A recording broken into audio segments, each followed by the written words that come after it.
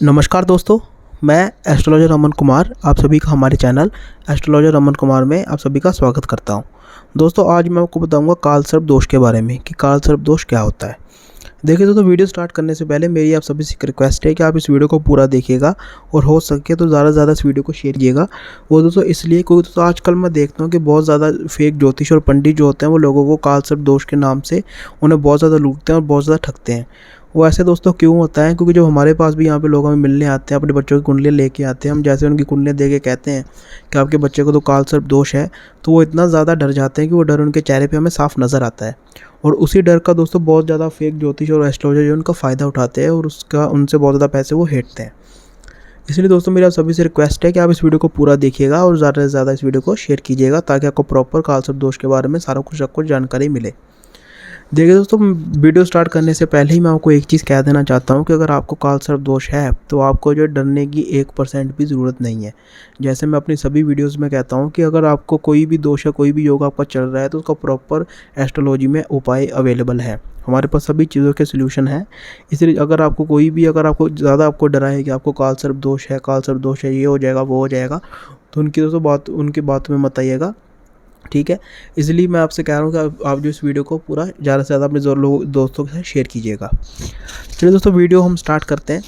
देखिए दोस्तों, इस बात पे हम जो एक अच्छी खासी डिबेट कर सकते हैं कि कालसर्प दोष नाम की कोई चीज़ होती है या नहीं होती है।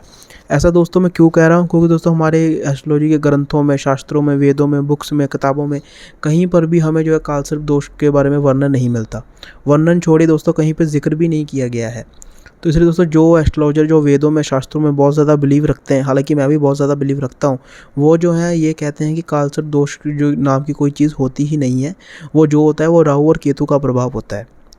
लेकिन दोस्तों अभी अब आप सभी के माइंड में एक क्वेश्चन आएगा कि फिर सबसे पहले ये कालसर्प दोष के बारे में फिर हमें पता कैसे चलता है। देखिए दोस्तों, सबसे पहले जो है कालसर्प दोष के बारे में जो है साउथ साइड के जो पुराने ऋषि मुनि थे उन्होंने बताया था कि कुंडली में जब घरों की स्थिति ऐसी बन जाती है तो उसे हम कालसर्प दोष कहते हैं। तो उन्होंने इसके बारे में वर्णन किया है, उन्होंने इसके ऊपर ग्रंथ लिखे हैं। इसलिए तो साउथ साइड के जो एस्ट्रोलॉजर हैं वो जो है कालसर्प दोष में बहुत ज़्यादा बिलीव रखते हैं, लेकिन नॉर्थ साइड के इतने नहीं रखते। तो लेकिन दोस्तों जैसे उन्होंने वर्णन किया है वैसी चीज़ें होती हैं, तो फिर दोस्तों हमें भी इनके ऊपर बिलीव करना पड़ता है। अब दोस्तों अभी चलो दोस्तों मैं आपको ये बताता हूँ कि कालसर्प दोष के बारे में। अगर आप सभी की कुंडली बन रखी है तो आप अपनी कुंडली में देख सकते हैं। जब दोस्तों राहु और केतु के अंदर बाकी सारे ग्रह समा जाएं तो उस योग को हम जो है कालसर्प दोष कहते हैं। या मान लीजिए राहु और केतु की एक साइड पर सातों ग्रह आ जाएं तो उसे हम जो है कालसर्प दोष कहते हैं। मतलब आपका जो कुंडली का आधा डब्बा पूरा भर जाएगा और आधा डब्बा बिल्कुल खाली रहेगा। अगर मान लीजिए इनमें से कोई ग्रह अगर बाहर भी आ जाएं, मान लीजिए शनि, बृहस्पति या चंद्रमा, ये तीनों में से कोई ग्रह अगर बाहर भी आ जाए, फिर भी दोस्तों आप जो है कालसर्प दोष ही वो माना जाएगा कि आपको कालसर्प दोष है। तो ये दोस्तों आप अपनी कुंडली में आप देख सकते हो कैसा आपको योग अभी बना है या नहीं बना है। अब दोस्तों कालसर्प दोष के बारे में अगर मैं बात करूँ तो कालसर्प दोष को जो है 12 प्रकारों में बांटा गया है। अब दोस्तों आप सभी के माइंड में क्वेश्चन आएगा कि कालसर्प दोष के 12 प्रकारों में आगे इसे क्यों बांटा गया है? क्योंकि दोस्तों हमारी संस्कृत में, हमारे शास्त्रों में हमें जो है 12 प्रकारों के सर्प के बारे में पता चलता है। बल्कि अगर आप शास्त्र या वेद पढ़ते हो तो उनमें जो दोस्तों 12 प्रकार के सांपों के बारे में बताया गया है और उन्हीं सांपों के आधार पर इन 12 प्रकार के नाम रखे गए हैं। अब दोस्तों उन 12 प्रकार के जो नाम हैं मैं आपको बताता हूँ, ठीक है। उनमें से दोस्तों पहला नाम है, बल्कि जो कालसर्प दोष को आगे 12 प्रकारों में बांटा जाता है, ठीक है। और उन 12 में से अगर आपको है तो फिर दोस्तों ये देखा जाता है कि इन 12 प्रकारों में से आपको कौन सा कालसर्प योग आपका चल रहा है, ठीक है दोस्तों। चलिए दोस्तों अब आपको उन सभी के मैं नाम बताता हूँ। तो उन सभी में दोस्तों पहला नाम है अनंत कालसर्प योग, दूसरा है कलिक कालसर्प योग, तीसरा है वासुकी कालसर्प योग, चौथा है शंखपाल कालसर्प योग, पांचवा है पद्म कालसर्प योग, छठा है महापद्म कालसर्प योग, सातवां है तक्षक कालसर्प योग, आठवां है करकोटक कालसर्प योग, नौवां है शंखचूड़ कालसर्प योग, 10वां है घातक कालसर्प योग, 11वां है विषधर कालसर्प योग और 12वां है शीशनाग कालसर्प योग।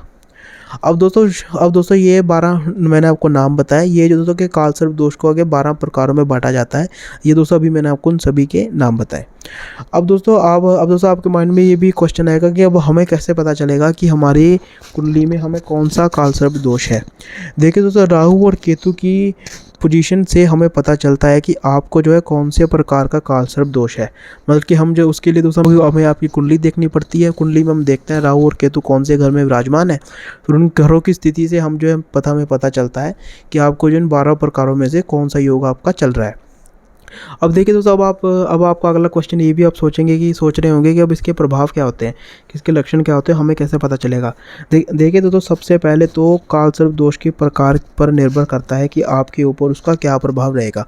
क्योंकि दोस्तों जैसे मैंने बताया ये 12 प्रकार के होते हैं और सभी के लक्षण जो अलग अलग होते हैं। लेकिन दोस्तों कुछ चीज़ें कुछ प्रभाव जो होते हैं जो मैं सभी में सेम देखने को मिलते हैं, मैं वो बताता हूँ। अगर उनमें से आपको कोई है तो दोस्तों आपको जो है एक बार किसी अच्छे एस्ट्रोलॉजर को अपनी कुंडली दिखा लेनी चाहिए। और अगर आपकी कुंडली बन रखी है तो आपको उनसे कोई अच्छे एस्ट्रोलॉजर से आपको एक बार मिलना चाहिए। देखिए दोस्तों, अगर जब मान लीजिए आपकी कुंडली में अगर आपके कालसर्प दोष चल रहा है तो दोस्तों सबसे पहली बात तो वो जो है आपके हर एक काम में आपको रुकावट पैदा करेगा। मतलब अगर आपकी कुंडली में कालसर्प दोष आपका एक्टिव चालू हो चुका है तो वो जो आपके हर एक छोटे से छोटे काम में वो आपकी रुकावट खड़ा करेगा। मान लीजिए आपने बहुत अच्छी स्टडी की, बहुत अच्छी डिग्रियां प्राप्त की, आपके नंबर भी बहुत बढ़िया आ रहे हैं, लेकिन आप पिछले बहुत महीने से ट्राई कर रहे हो, आपको जॉब ही नहीं मिल रही है ना। मतलब आपको जॉब ही नहीं मिल रही, आपको समझ ही नहीं आ रही आपको जॉब क्यों नहीं मिल रही। इतने अच्छे आपके नंबर आ रखे हैं फिर भी आपका काम अटक गया। आपका बिजनेस अच्छा खासा चल रहा था वो भी अटक गया। मतलब कि एकदम से बिजनेस में घाटे होने लग गए और बिजनेस में फिर से आप क्या कहते हैं उसको दोबारा वापस आने की कोशिश कर रहे हो, लेकिन आपको बिजनेस वो चल ही नहीं पा रहा। अगर आपको मान लीजिए आपको देखिए दोस्तों, अगर सिंपल सी बात है, अगर आपको कालसर्प दोष का प्रभाव आपके ऊपर है तो वो जो है दोस्तों आपके हर एक काम में रुकावट डालेगा, हर एक काम में। और क्या आपके हर एक छोटे छोटे कामों में भी आपको रुकावटें आने लग जाएंगी, आपको खुद ही नहीं पता चलेगा रुकावटें क्यों आ रही हैं।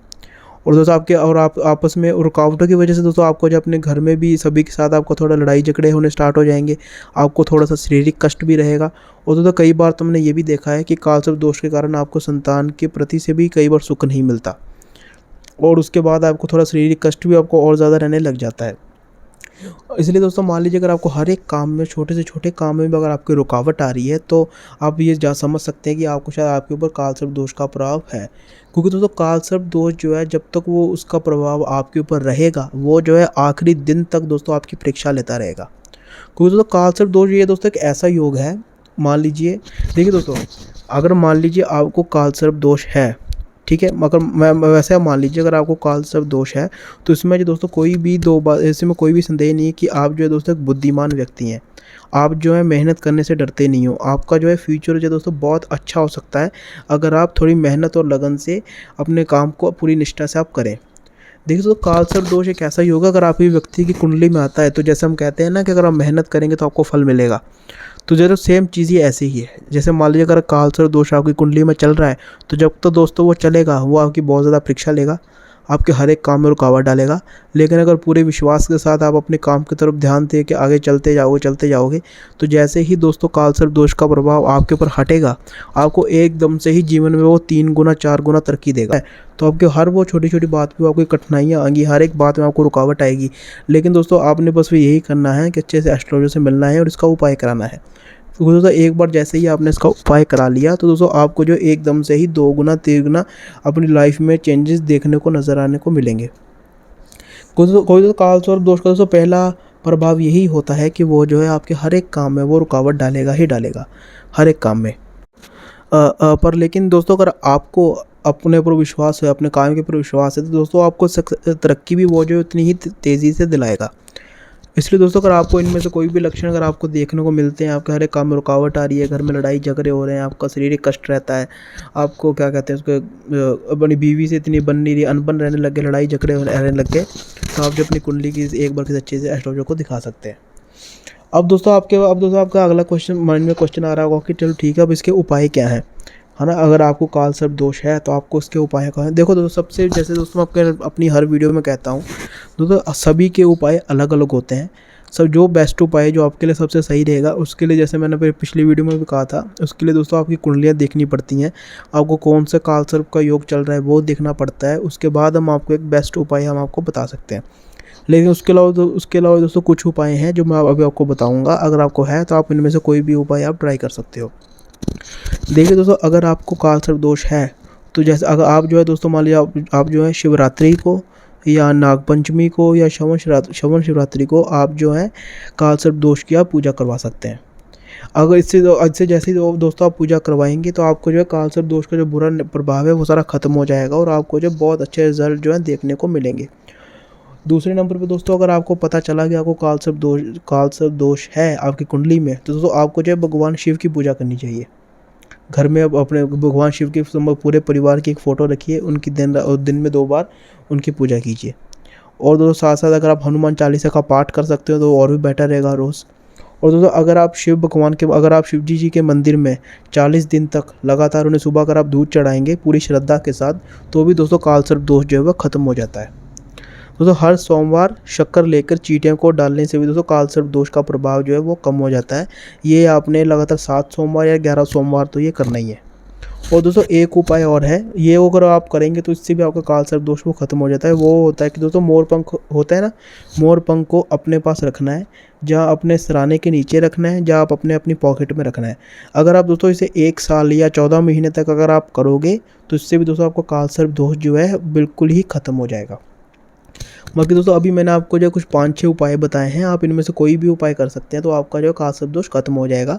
लेकिन फिर भी मैं वही कहूँगा कि अगर आपको बेस्ट उपाय जानना है तो उसके लिए वही मैंने आपको पहले कहा कि उसके लिए आपकी कुंडलियाँ देखनी पड़ती हैं, उसमें से कौन सा बेस्ट उपाय जो आपके लिए और कौन सा उपाय दोस्तों आपके लिए सबसे बेस्ट रहेगा, फिर भी हम आपको बता पाएंगे। बाकी दोस्तों चलो इसी के साथ दोस्तों मैं अपनी आज की वीडियो को ख़त्म करता हूँ। मैं तो आशा करता हूँ आपको मेरी वीडियो पसंद आई होगी, क्योंकि इस वीडियो में दोस्तों मैंने कालसर्प दोष के बारे में सारी महत्वपूर्ण जानकारी आपको दी है। अगर दोस्तों को वीडियो आपको मेरी अच्छी लगी हो तो दोस्तों मेरी वीडियो को लाइक कीजिएगा। नेक्स्ट वीडियो को कौन से टॉपिक पर चाहिए उसे वो नहीं चाहिए मुझे कमेंट करके ज़रूर बताइएगा। और दोस्तों मेरे साथ जुड़ने के लिए आप जो मेरे चैनल को सब्सक्राइब कीजिए और बेल आइकन के आइकन को ज़रूर प्रेस कीजिए ताकि मेरी वीडियो का नोटिफिकेशन आपके पास सबसे पहले आए।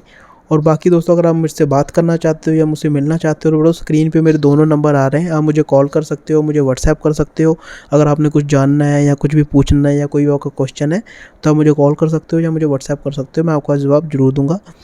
उसके अलावा दोस्तों आप जो इस वीडियो को ज़्यादा से ज़्यादा शेयर कीजिए, ताकि अगर आपकी फैमिली वाले अगर कहीं भी इन फ्यूचर अपनी कुंडली दिखाएं और वो अगर एस्ट्रोलॉजर ने बोले कि आपके बच्चे को तो कालसर्प दोष है, तो आपको कोई डरने की ज़रूरत नहीं है। ठीक है, जैसे मैंने आपको अभी कहा कि अगर दोस्तों आपकी कुंडली में कालसर्प दोष है तो आप मान लीजिए कि भगवान आपकी परीक्षा ले रहा है, आपको इस परीक्षा में अव्वल आना है, पास होना है। और जैसे ही अगर आप पास होंगे तो आपको जो एकदम से 2 गुना 3 गुना तरक्की आपको मिलेगी।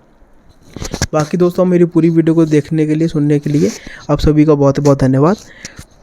बाकी दोस्तों मेरे चैनल को सब्सक्राइब जरूर कीजिएगा, क्योंकि दोस्तों मैंने कहा था कि मैं जब कंटिन्यू दोस्तों वीडियो लाने वाला हूँ एस्ट्रोलॉजी के बारे में, वो भी सरल भाषा में। बाकी